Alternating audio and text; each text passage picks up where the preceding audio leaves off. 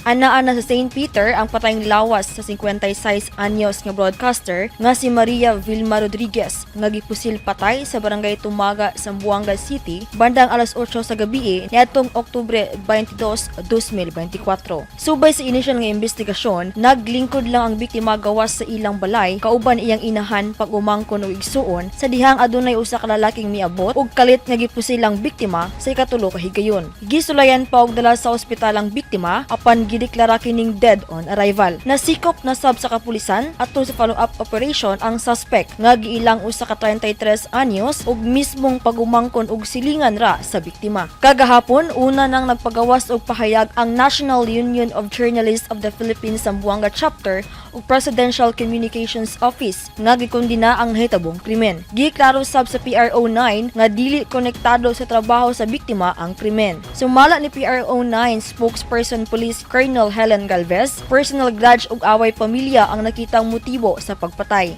Mayroon na ho tayong nahuling suspect and yung suspect nito ay relatives po niya and neighbor din.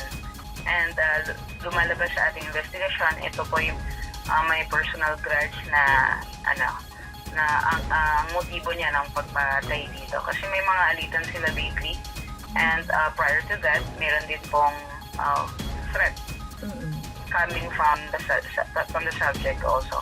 And then mayroon ho tayong witness na natukoy dito sa subject na ito, nakakita nung ginawa niya yung krimen.